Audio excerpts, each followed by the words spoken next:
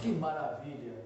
Mais um dia para estarmos juntos nessa conversa tão agradável aqui da Casa Joana d'Arc, no segundo dia do ano de 2023.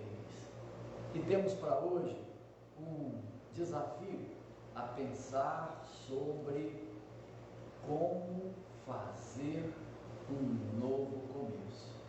E como introdução e preparação, vamos lembrar de um pensamento externado por Francisco Cândido Xavier, que tem sido muito bem aproveitado nesses dias.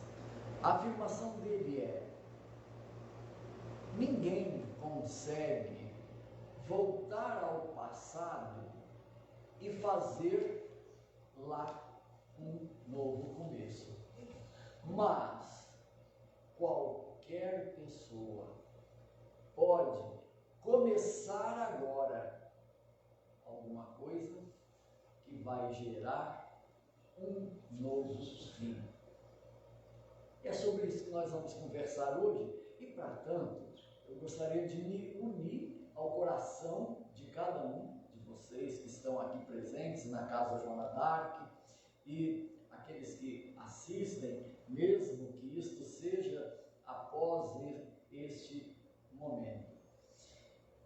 A oração é o movimento da nossa alma, do nosso ser, na direção do Criador. Então, nós vamos buscar o que há de divino em nós para nos identificar com o Criador. Indo para dentro, então, encontrando-nos conosco mesmos, podemos ver e sentir o Criador e nos dirigir a Ele. Senhor da vida, eis-nos aqui, filhas, filhos do seu amor,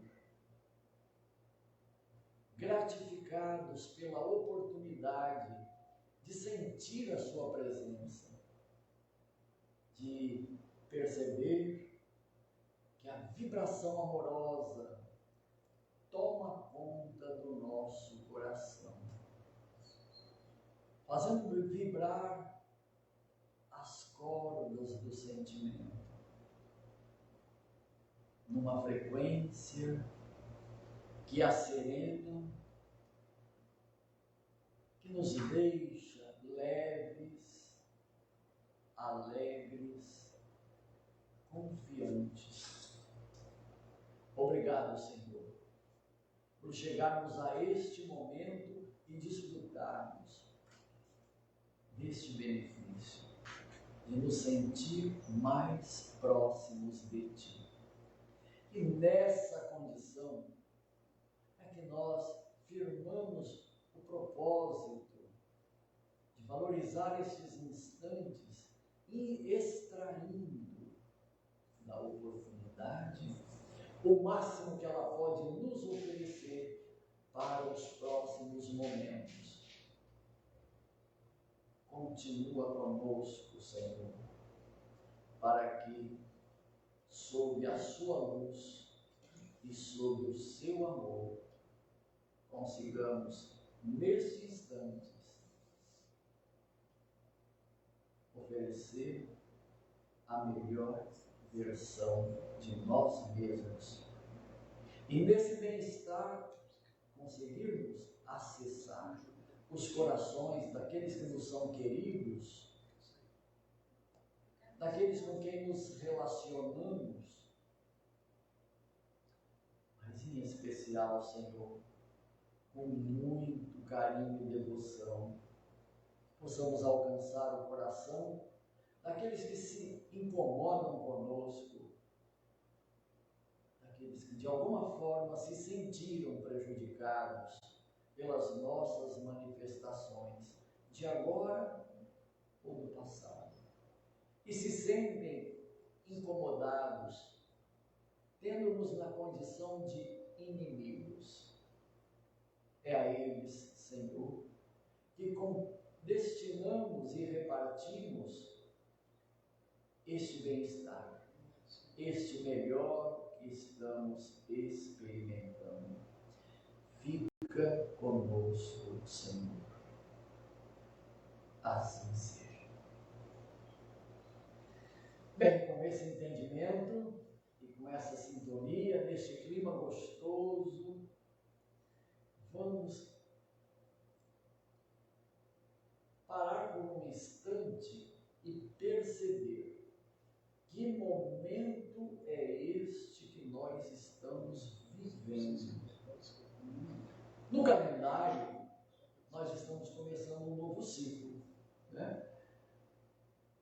E na intimidade, nós temos a oportunidade de também optar por começar algo agora que tem repercussões imediatas, mas também futuras. Se o agora for muito bom, o futuro será melhor ainda. E para que o agora seja muito bom, nós podemos nos permitir dar uma verificada em que ponto nós estamos, que estamos neste momento contando de concreto, disponível à nossa disposição.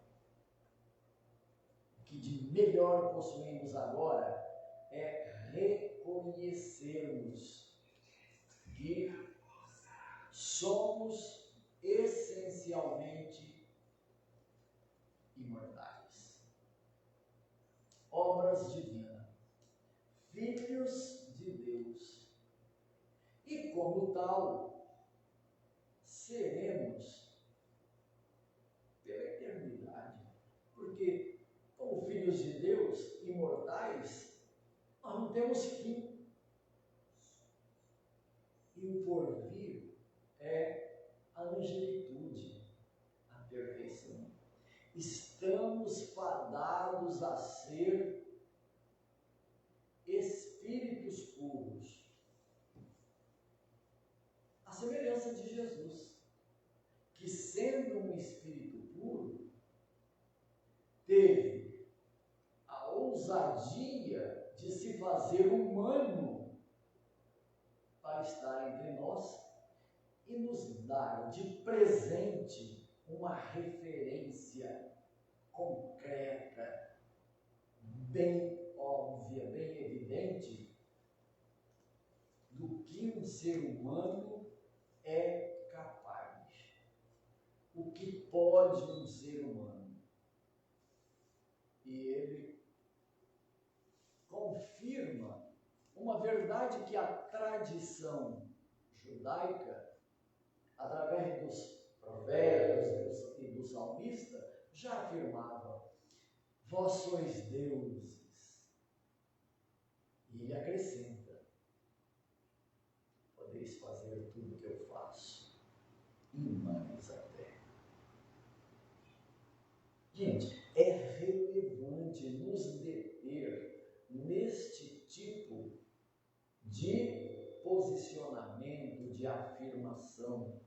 Com que finalidade Jesus iria reafirmar essa verdade e torná-la mais evidente ainda, de que nós podemos copiá-lo, fazer tudo o que ele fez, estava fazendo, e até superá-lo. Bem, a gente logo percebe a distância que existe entre nós e aquele ser humano que se expressou e manifestou daquele jeito. De fato, né, gente? Há uma distância incomensurável. Basta lembrar que há 4,5 bilhões de anos ele já era puro, quando ele foi encarregado de acompanhar a formação da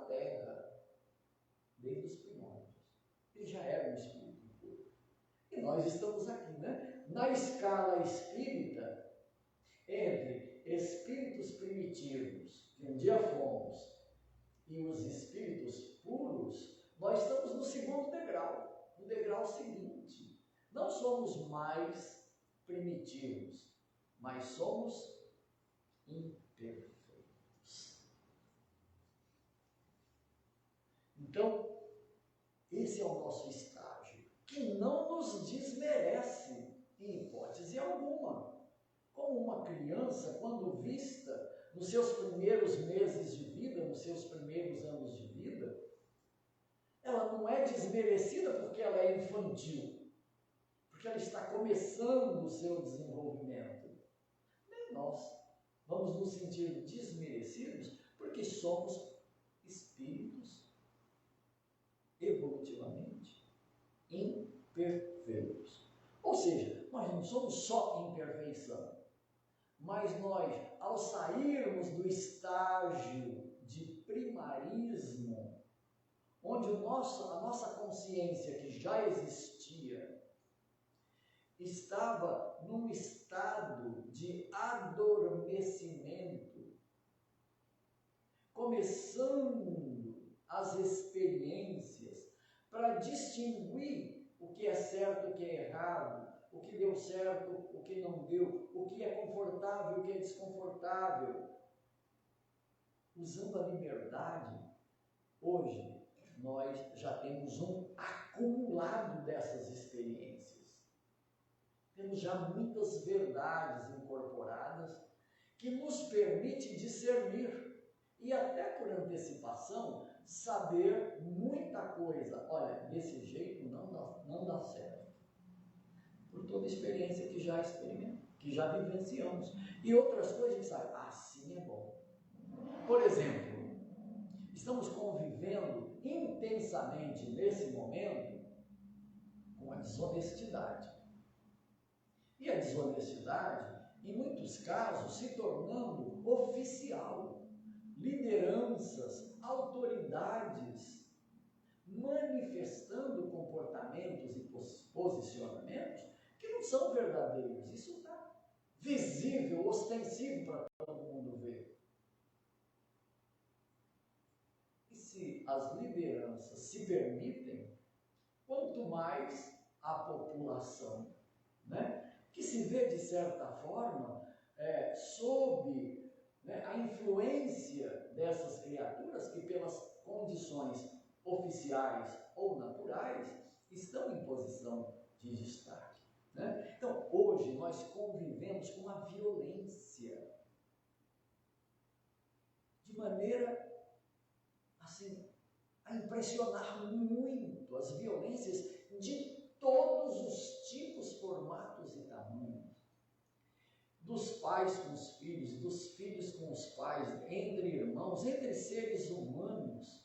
A violência como que está, como um vulcão explodindo, e a gente está vendo acontecer. Nós estamos vendo uma grande maioria da nossa humanidade, e de certa forma nós nos incluímos nessa grande maioria, identificados muito mais com as nossas necessidades materiais, as nossas necessidades que são transitórias, são do corpo. Então, o que move o ser humano com grande intensidade é a renda financeira que ele pode alcançar ou precisa alcançar, quanto de dinheiro ele precisa ter ou pode ter, se pode aumentar e o que ele tem que fazer para aumentar. Para atender com a moeda, a troca com aquilo que atende às nossas necessidades materiais. E a gente pergunta, se somos espíritos imortais, e as nossas necessidades espirituais? Afinal, a materialidade vai acabar a qualquer momento, a qualquer hora, nós podemos ser chamados a voltar para casa. Voltar à nossa condição de espíritos, de onde viemos, né? vai levar. Se a nossa atenção ficou focada a quase totalidade sobre como que a gente vai comer, como é que a gente vai morar, como é que a gente vai vestir, aonde que a gente vai dormir, com que transporte a gente vai se locomover, o que vamos proporcionar aos nossos filhos, como é que a gente vai dar conta de pagar as contas. Se a nossa atenção está quase que na totalidade focada nisto, no momento que a gente voltar para o mundo espiritual, vai levar o quê? Muito remorso por não termos aproveitado a bênção do tempo e as oportunidades para nos tornar melhores do que éramos um instante atrás.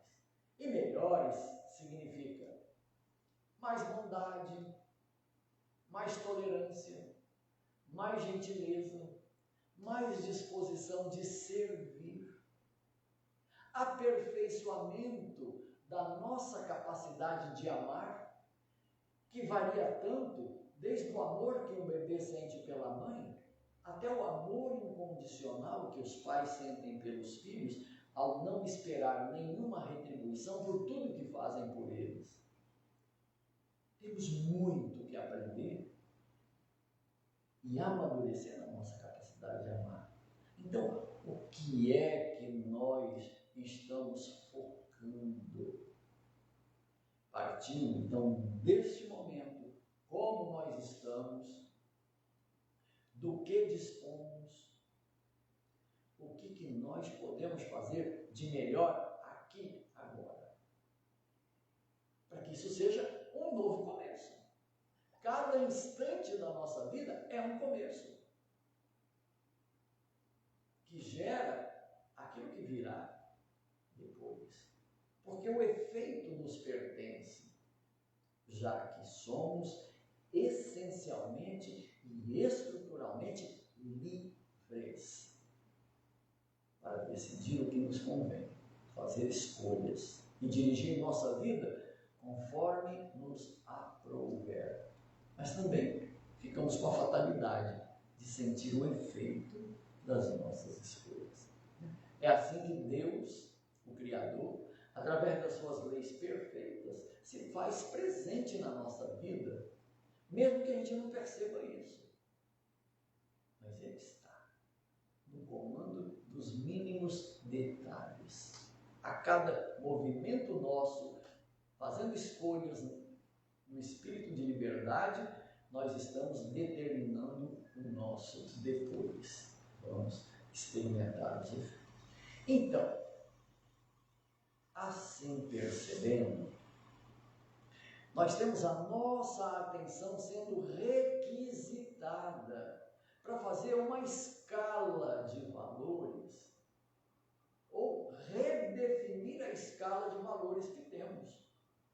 Se até agora aquilo que é circunstancial, transitório da vida, chamou a nossa atenção com tanta intensidade, nós podemos começar a devotar uma cota aumentada para os nossos interesses espirituais e desenvolver essa inteligência, já que a maturidade do senso moral é uma inteligência, assim como qualquer outra inteligência.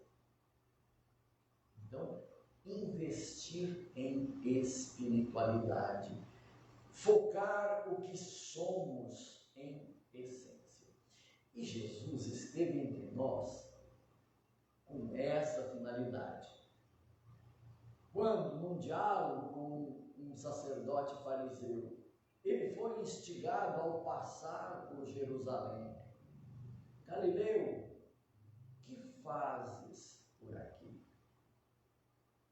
E ele, com toda tranquilidade, responde: passo por Jerusalém para instaurar o reino de Deus. E o sacerdote pergunta: mas onde?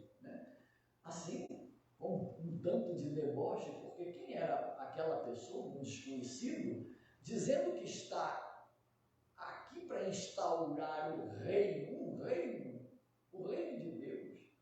Mas onde que vai ser esse reino, né? Ele queria o endereço, a localização para ver onde é que isso iria acontecer. E ele esclarece: no coração de cada criatura. Há dias atrás, estávamos fazendo como que uma reverência a esse fato de Jesus ter nascido como humano, se humanizado para estar entre nós. E de certa forma, né, reconhecendo o benefício que isso representou para a nossa humanidade, dando um impulso tão revolucionário na história da civilização humana, que ele dividiu a história. Hoje, o calendário vigente no planeta, né, ele começou a ser contado do zero a partir do nascimento de Jesus. E a grande revolução que ele fez foi aproveitar aquilo que já era conhecido, vindo através da mediunidade de Moisés, com os 10 mandamentos, e dando a essa diretriz um tom revolucionário.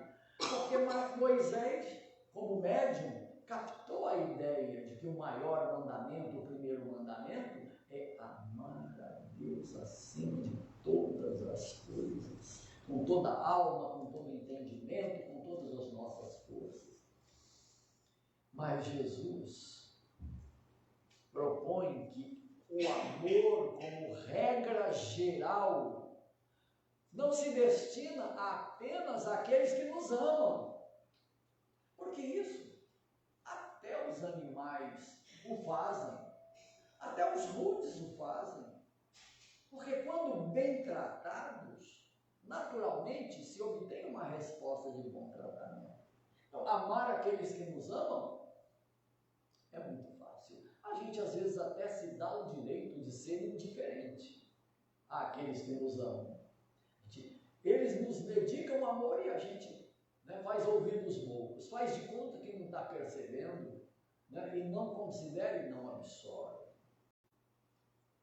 Mas a proposta de Jesus, que vai fazer a grande revolução planetária, mudando essa configuração atual,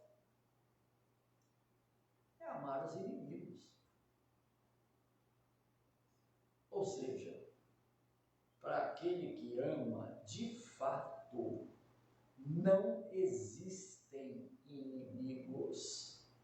Todos compõem a grande família planetária na condição de filhos do mesmo Pai. Então, como que um irmão pode ter o seu irmão como inimigo? Mas nós somos capazes disso, né?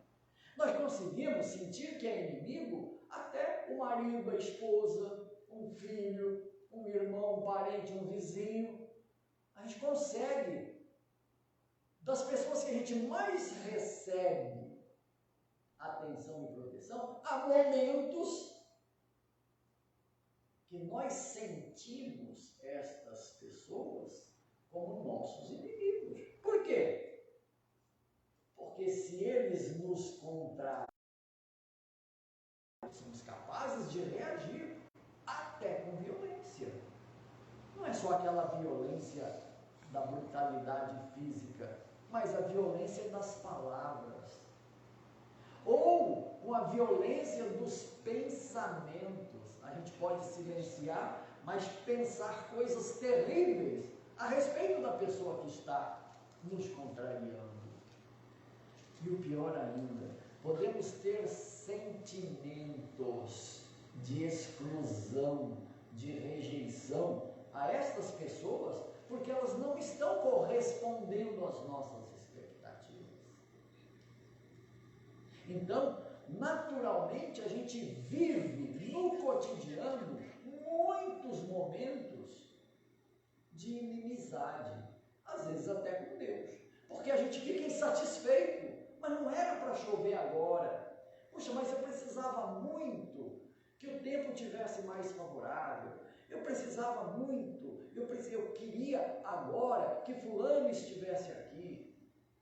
E a gente não tem nossas expectativas satisfeitas, porque o mundo não gira, não funciona conforme a nossa escolha e vontade. O mundo é o que é, as pessoas são o que são, cada uma é um universo singular e diferente, mas nós temos a soberba de achar que Deus tem que fazer as coisas como nós queremos. E olha, até na oração a gente tem essa soberba, né? Somos pedidores inveterados, dizendo para Deus o que é que Deus tem que fazer. O que mais a gente faz na oração, gente? Não sei se eu estou exagerando, mas eu tomo por mim mesmo. O que mais a gente faz é pedir. E ao pedir, nós estamos dizendo para Deus: Senhor, faça do meu jeito, eu quero assim, é assim que me convém, mesmo que contrarie as suas leis, mesmo que seja prejudicial para mim mesmo, mas eu quero, estou te pedindo do meu jeito. Vejam que até para pedir nós somos infantis. Por que ao pedir a gente não pede que a vontade dele, que é perfeita, que é exata, que tem as soluções? Por que nós não pedimos que a vontade dele governe e aconteça? Se é o melhor, se é perfeito. Mas vejam que a gente sempre parte, né, de nós mesmos, olhando para o nosso umbigo, para o nosso interesse pessoal, e conversamos com Deus, desejando que Ele faça conforme a nossa vontade. Por aí a gente avalia. Temos a amadurecer na nossa relação com Deus. Beleza? Então, o que estamos a identificar? Que este momento pode se tornar maravilhoso na vida de cada um de nós. E quem vai fazer isso e determinar que seja realmente maravilhoso é o nosso posicionamento. É o lugar em que a gente se coloca na nossa relação conosco, com Deus, com o mundo, com as pessoas. Depende disso. Se Deus é perfeito e Ele está no comando, desde o átomo, das subpartículas atômicas, em tudo está a marca divina. Por quê? Que nós não vamos usar tudo isso a nosso favor. Jesus veio para implantar o reino, esse reino, o reino de Deus, o divino, em nosso coração. E nós queremos o quê? Implantar o reino de Deus no nosso coração? Olha, fiquemos atentos, porque às vezes a gente nem se lembra disso. Que a finalidade, o escopo da nossa encarnação é implantar o reino de Deus dentro de nós. E é um reino cujo rei já está no posto. O reino desse rei é a nossa consciência.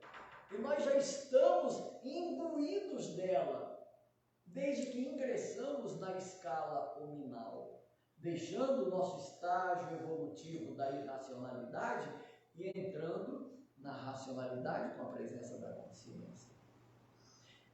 Esse rei já existe, esperando que a gente o reverencie e deixe ele reinar, que a gente concorde que ele reine e entregue de fato a direção e o poder a esse rei, que é a nossa consciência. Nós cuidamos muito até hoje de desenvolver a nossa inteligência cognitiva. E com essa inteligência, e a inteligência lógica, e as outras inteligências, nós nos percebemos do que somos capazes. Olha, se olharmos um bailarino, o que ele faz com o seu corpo, o que ele consegue, um atleta de Olimpíada, o que ele consegue no seu desempenho, é algo que a gente diz, mas não é possível que um ser humano faça isso. E é uma inteligência que ele desenvolveu, né? A inteligência corporal, né? De domínio, de coordenação, de comando de movimentos. Desenvolvemos muito bem a maioria das nossas inteligências, mas ficam lá na retaguarda as nossas inteligências emocionais, a relação de nós conosco mesmos, a relação de nós com aquilo que está fora de nós. Somos razoavelmente pobres dessa inteligência, porque com frequência a raiva nos domina, o medo toma conta de nós, né? a vergonha, né? Quanta coisa a gente decide e toma rumos em função de uma vergonha, de uma intimidação, né? O ciúme, né? A prepotência, o desejo de ser mais que os outros, de estar acima dos outros. E a falta de acreditar em nós mesmos. A falta de olhar para nós mesmos e identificar que somos poderosos, está tudo em nós, mas nós precisamos aprender a desenvolver. Como o atleta desenvolveu aquela performance, uma bailarina desenvolveu aquela performance, um grande orador desenvolveu aquela performance, enfim, tudo, o artista, né? E no cotidiano, né? Aquilo que nós já aprendemos e desenvolvemos tantas outras performances, nós podemos desenvolver as nossas inteligências emocionais. E o que já é um fato, mas muito pouco conhecido, é que espiritualidade é também uma inteligência que está para ser desenvolvida como qualquer outra inteligência. E a gente percebe quando isso está sendo desenvolvido em nós, quanto mais somos capazes de incluir na nossa vida a transcendência, o reconhecimento de que Deus se faz presente, o entendimento que dentro de nós existe a centelha divina e que essa centelha divina, como nossa consciência, pode se manifestar e substituir o nosso ego, que é composto e é movimentado pelas outras inteligências convencionais, pela lógica, pela racionalidade. Tudo isso compõe nossa personalidade e também os nossos instintos, as nossas tendências, mas tudo isso não é a nossa consciência. A nossa consciência é o divino em nós. E sinceramente, observando a nós mesmos, essa pergunta pode ser levada no nosso cotidiano, a cada instante, a gente conferir quanto de Deus está em mim agora. Deus faz parte de mim agora. Eu incluo Deus. Esse é um grande exercício, essa é a grande virada, essa é a grande jogada, porque só assim, gente, nós não vamos nos ofender. Nós vamos ser capazes de amar incondicionalmente. E são valores que a gente nunca perde, né, Pedro? Imbuídos desses valores, cultivando esses valores, isso se incorpora ao nosso ser, nos transformando, nós ficamos diferentes. A cada passo que damos, com mais bondade, com mais confiança, com mais discernimento, com mais serenidade, isso vai se incorporando como capacidade adquirida. E nós teremos isso disponível na hora do vamos ver. Na hora do pega para capar, nós vamos sentir se a gente tem ou não tem serenidade, se a gente tem ou não tem discernimento, se a gente é arrastado pela emoção ou a gente é que dirige a emoção. Vem um sobressalto com uma violência, com uma agressão que sofremos, e o que a gente faz? A gente responde instintivamente com a violência? Ou a gente respira e olha? O que fenômeno é esse? Porque a violência se fez presente e está me atingindo. Onde está a causa desta violência, desta agressão? Está fora de mim ou dentro de mim? Com certeza, está dentro de mim. A causa, a necessidade de passar por aquela experiência. E se assim compreendermos, nós vamos verificar que o nosso susto, a nossa ofensa ou indignação retrata o quanto estamos despreparados para lidar com aquele fenômeno como seres divinos, como seres que amam. Então, nos pegam desprevenidos, despreparados, aí o instinto vem na frente, a tendência vem na frente, o temperamento, a personalidade, nada disso é a nossa consciência. Tudo isso é a construção transitória que estamos fazendo de nós mesmos no âmbito da nossa casca, da nossa aparência, do nosso ego. Mas na consciência, nós já somos perfeitos. Nós não seremos perfeitos. A consciência já é o divino em nós. Mas o que é que falta? Que esse divino seja requisitado. Que nós escolhamos esse divino para conduzir nossa vida. E aí, como nossa irmã Dita sempre diz, quando perguntada, como é que está? Estou no céu. Por quê? Porque o divino é uma escolha. E quem escolhe a cada instante estar com Deus, está no céu. E ela consegue fazer isso. Então a gente olha para ela, né? É claro que ela leva uma vantagem, que ela é muito mais madura do que todos nós. Mas a gente pode tomá-la como referência. Ela consegue, por que a gente não vai conseguir também? Então, o reino de Deus, o reino dos céus, não é para amanhã, nem para daqui uma hora. Esta é a revolução que podemos fazer. Um novo começo agora. Escolher estar no reino dos céus a cada instante. Por quê? Porque a gente sai dele a todo instante. Basta nos deparar com a ignorância dos outros, com comportamentos inadequados, ofensivos, injustos, cruéis. Nós podemos sair do nosso céu se a gente estiver desprevenido. O que é estar desprevenido? Eu estou sem elementos para lidar com isso. E vou encarar no primarismo, na minha ignorância. Na minha ignorância, eu vou querer justiça em primeiro lugar. E vou dizer, você não está certo.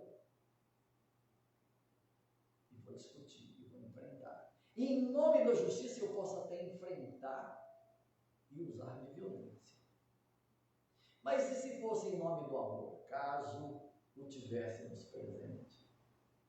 Aquele que erra, o faz por ignorância.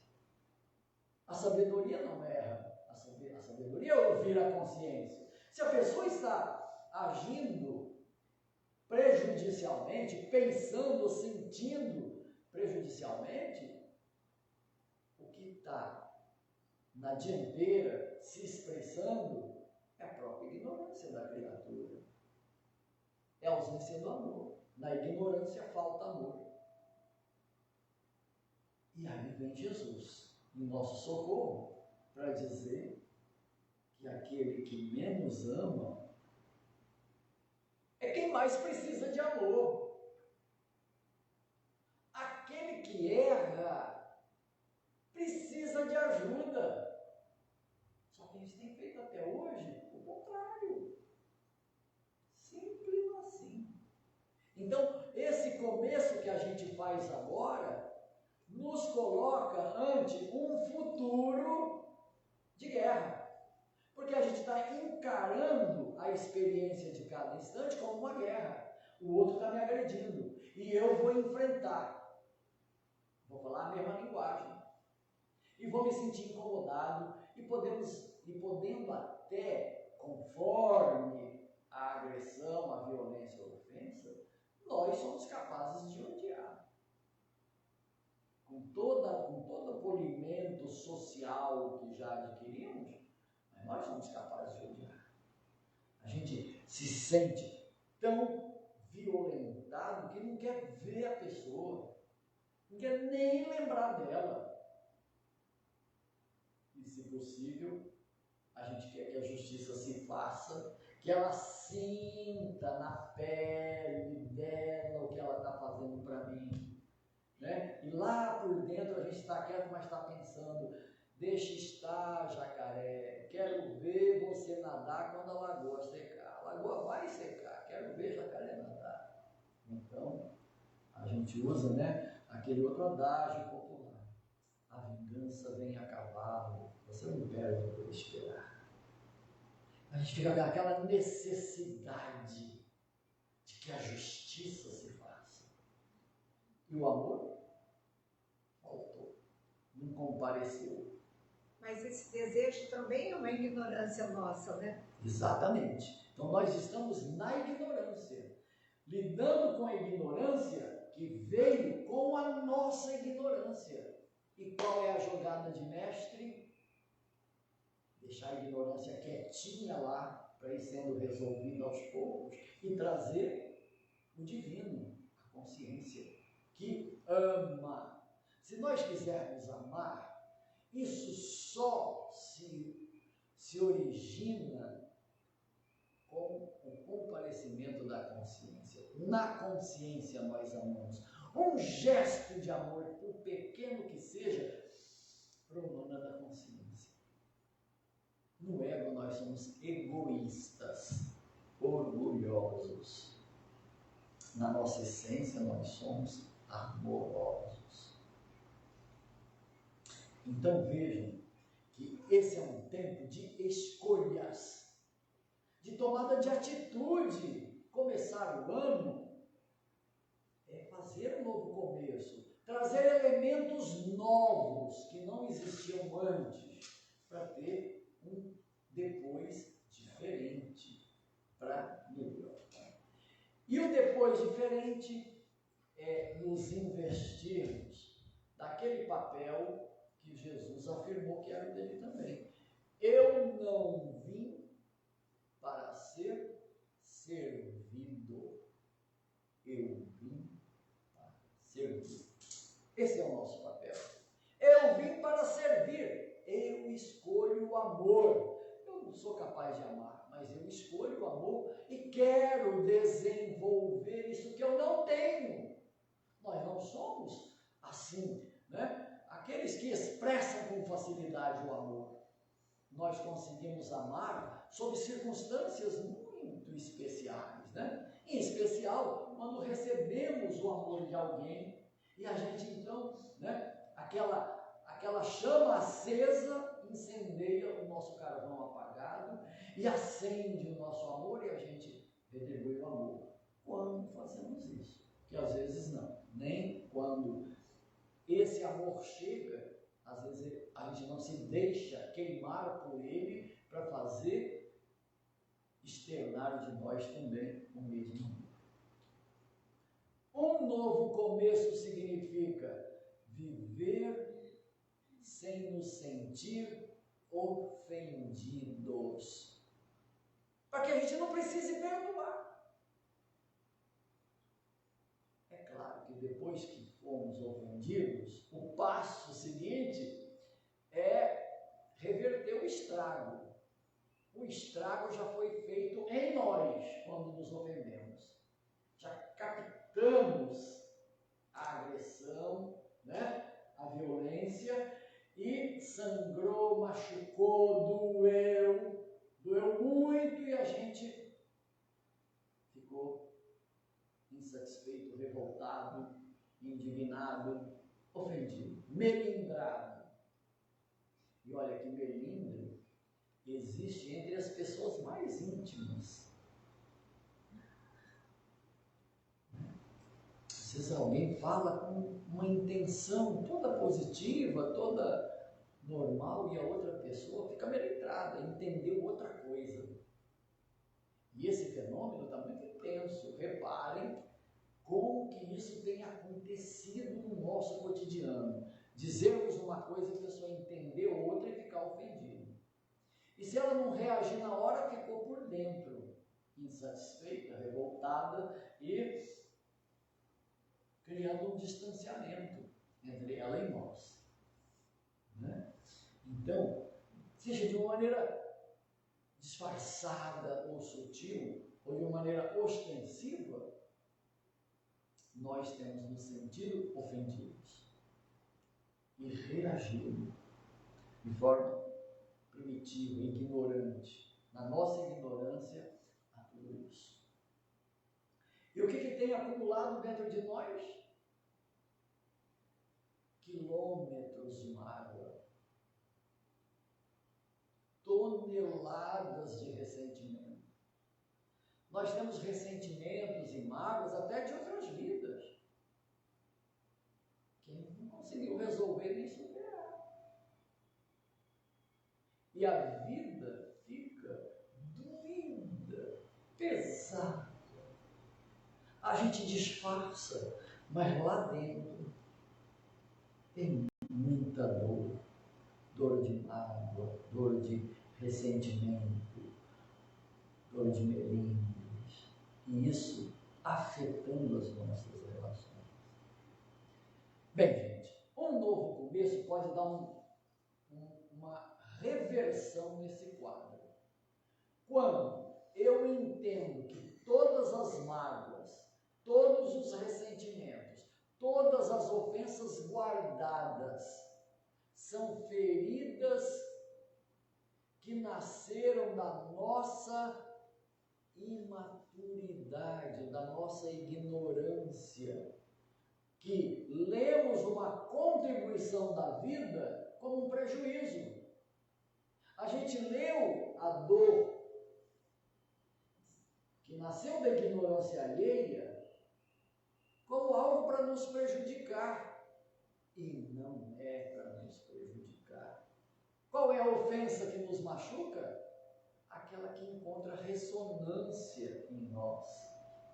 Só essa que nos machuca.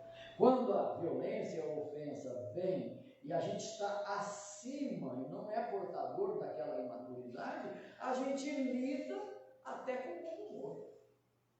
Ah, moleque, para com isso. Rapaz, muda. O que é isso? Você não está entendendo. Então a gente até com bom humor resolve as situações mais terríveis. Que se a gente fosse imaturo, a gente ia se sentir massacrado, e se a gente fosse mais forte, a gente iria querer dominar, porque quando a gente é mais forte, tem coragem, né, de responder. Se é mais fraco, fica covarde, a gente se acovarda e se recolhe, mas guarda, né, o desejo de depois, em algum momento, retribuir. Então, o novo começo é não termos motivo para acolher em nós nenhuma violência, nenhuma agressão, entendendo que isso parte de criaturas adoecidas ou imaturas. Ou elas não aprenderam o que é bom para elas, e não sabem fazer para os outros aquilo que é bom, porque não aprenderam a fazer por elas. Ou então adoeceram, né? O egoísmo se exacerbou, o orgulho está reinando e a criatura se deixa pautar e conduzir em formatos inadequados. Então, seja por ignorância ou adoecimento, vamos olhar aquele que vem para nos contrariar como objetos da nossa compaixão. Vamos lembrar da parábola do bom samaritano. Aquele que viu o caído na estrada e se tomou de compaixão. Por isso ele desceu da montaria, do lugar onde ele estava, foi onde estava o outro, viu qual era a ferida que ele tinha, usou o que ele tinha para atender aquela circunstância, com o vinho fez a higiene, o óleo besuntou para proteger as feridas, viu que ele não andava, botou na montaria, viu que ele não tinha como se manter, foi lá na hospedaria, numa hospedaria, cuidou dele, mas ele tinha que seguir a vida dele. Seguir, deixando o que ele tinha para que o hospedeiro cuidasse daquela pessoa. Só isso. O sacerdote fez o quê quando viu caído no caminho? Seguiu adiante. Por quê? Ele estava focado no que ele tinha que fazer e não na necessidade do outro. O levita fez o quê quando viu o caído? Ele era o doutor da lei, era esclarecido, né? Era o doutor da lei, sabia a lei, mas não se tomou de compaixão e seguiu adiante, porque ele tinha os encargos dele. Mas o samaritano, que para os fariseus eram pessoas de menor valor, porque não concordavam com eles, eram dissidentes, né? Eram considerados pessoas de má vida, o samaritano olhou o caído e se tomou de compaixão. É isso, gente. Quando alguém nos ferir, quando o nosso interesse pessoal for contrariado, a chave é a compaixão, com aquele que está sendo o móvel daquela contrariedade, o instrumento da contrariedade. Tomar de compaixão é ver que a pessoa está caída, ela age assim por ignorância ou adoecimento e precisa de ajuda. E o nosso movimento não é responder à agressão e nem nos sentir ofendidos, é tomarmos de compaixão, irmos ao encontro, do jeito que for possível, porque às vezes com um agressor, a nossa compaixão é silêncio, é o recuo para não deixar que aquele procedimento se amplie.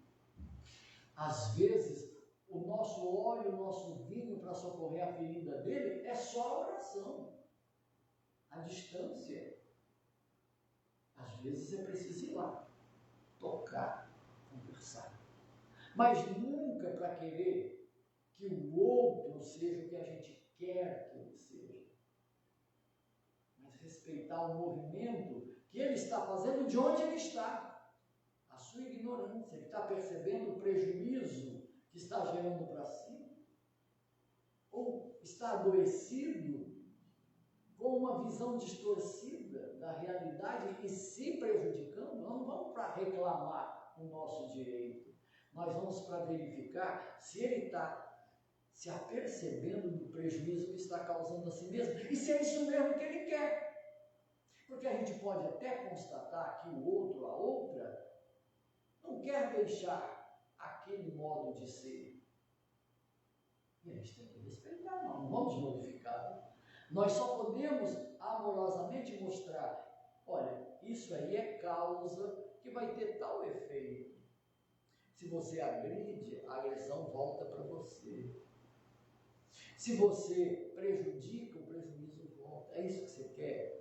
É isso mesmo que eu quero. Tá bom, meu irmão, seja feliz do seu jeito e vamos seguir nossa vida. Mas não ficamos ofendidos. Não vamos carregar conosco a mágoa, né, a dor de um ressentimento.